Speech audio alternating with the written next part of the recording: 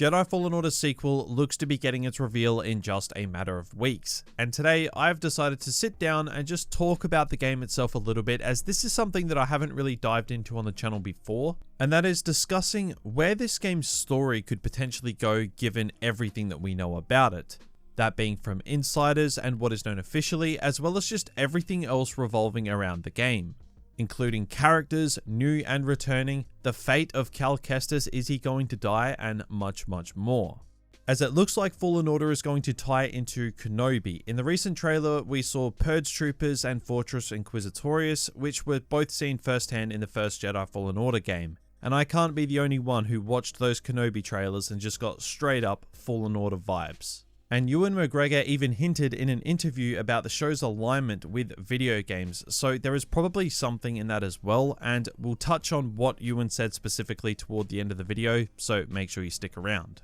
But yeah, in this video, we're going to dive into why I believe Jedi Fallen Order sequel has the potential to be one of the best Star Wars games that we have ever seen, much better than the first one. But before we dive into that, we do have a quick sponsor for today's video, that being Ownersaber. Ownersaber are still running their special for May, and there's only a few days left. The details are as follows. They will be releasing 4 100% off codes to their YouTube and Instagram. 2 of those codes will be for dueling lightsabers on their store, and the other 2 for Xenopixel lightsabers. They will be releasing 1 dueling lightsaber code and 1 Xenopixel lightsaber code on their Instagram, and they'll be doing the same thing on their YouTube channel in a video. So be sure to go follow their Instagram and subscribe to their YouTube channel, and in a couple of days on May the 12th, all of those codes we just spoke about will be posted onto their Instagram and YouTube. So make sure you get in quick. And they are still running 30% off on their Xenopixel lightsaber range from now until May the 12th as well. So go follow those socials through the link in the description below, and another big thank you to Ownersaber for supporting the channel.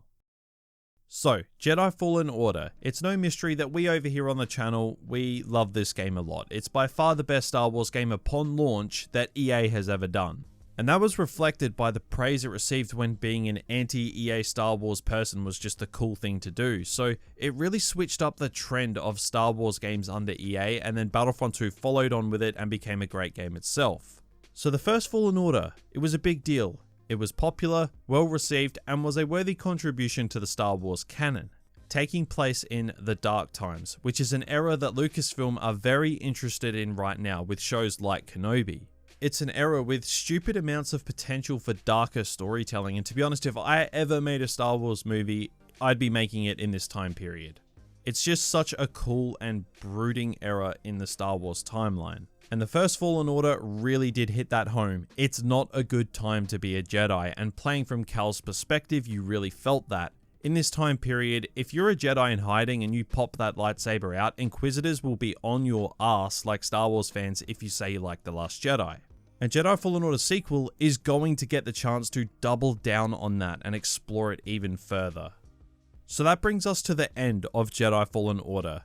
It ended with a bunch of possibilities, a very open book on where the crew of the Stinger Mantis can go. When the game finished, we had the crew of Cal Kestis, BD-1, Merrin, Grease, and Seer. 2 Jedi, a Night Sister, an adorable little droid, and a 4-armed love machine. So it's a crew that, let's be real, it's not going to stay on the down low for very long. Inquisitors are going to be in hot pursuit. Vader is going to be absolutely pissed off that 2 Jedi managed to escape him. So this alone sets up a really cool idea of having Vader on your tail for the entire game. Whereas in the first game, it was the 2nd and 9th sister. The 2nd sister, of course, got killed by Vader, so she's not around anymore. But the 9th sister is still alive from what we know. We didn't see a definitive death for her on Kashyyyk, so she could absolutely join Vader in hunting down the Stinger Mantis crew. But the hook of this game, I think, is absolutely going to be the idea of Cal Kestis versus Darth Vader. I mean, how could it not end up that way? That's how this has all been set up. Now that excites me because we all know that Cal can't hold his own against Vader, at least he couldn't in Fallen Order. He was screwed from the get-go and he knew it. You would be wise to surrender. Yeah. Probably. So how does that set up for an interesting game if we know that Cal has 0 shot of defeating Vader? Well, that's where it gets interesting. Cal is going to need some help, and this is where fans have been getting excited because there are some well-known figures around this time period who could help him. Recently, there were reports that the sequel would feature some big cameos from existing Star Wars characters. The reports said, Star Wars Jedi Fallen Order 2 will feature returning characters from its predecessor, some with larger roles, along with exciting existing Star Wars characters that weren't featured in the first installment. Now that came from Bespin Bulletin, who of course we're all very familiar with, and he's very reliable, and he did say that he didn't want to ruin any surprises for the game, so he didn't elaborate on who those could be, and I don't blame him. Now just off the top of my head, who is rolling around in this time period? Well, we've got Ahsoka Tano, we've got Rex, we've got Obi-Wan. The obvious two that could help Cal out would be Ahsoka and Obi-Wan, more so Ahsoka. I think she is in the box seat to appear in the Fallen Order sequel. It makes sense with Vader being involved and Cal needs help. And with these reports saying expect new characters that we didn't see in the first game, then Ahsoka is probably seed number 1. Now, Obi-Wan did actually already have a brief cameo in the first Fallen Order game, and with the ties to Fallen Order we have seen from the trailers and interviews surrounding the Obi-Wan show, fans are wondering whether or not Obi-Wan could make a larger appearance in the Fallen Order sequel, or Cal in the Obi-Wan Kenobi show, which I think it would be awesome. If Cal Kestis shows up in Obi-Wan, I will actually lose my mind. But we're just going to stick to the game for this video.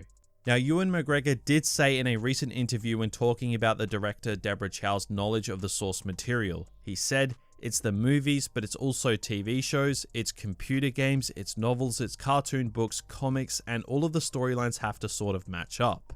You can't have some fact in the video game that doesn't match up to the movie.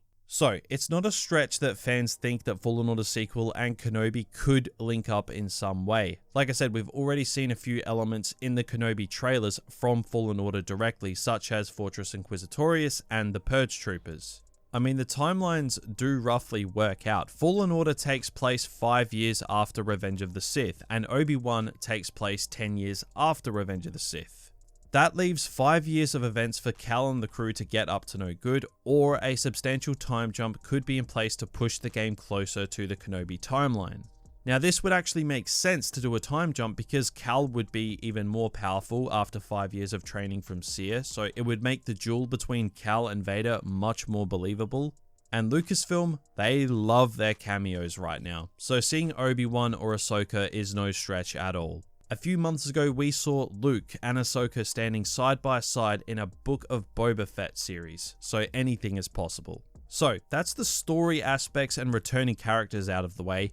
What about the actual game itself? The world, the gameplay, the customization? Well, we know that Fallen Order's sequel looks like it's going to be a next-gen exclusive, so the lid is off on the planets and locations that we could explore in this game. The game is going to look incredible and no doubt have more planets than the first game did, given the next-gen capabilities. So I would expect new locations. I wouldn't expect to see the same planets we did in the first game like Zepho or Bogano or stuff like that.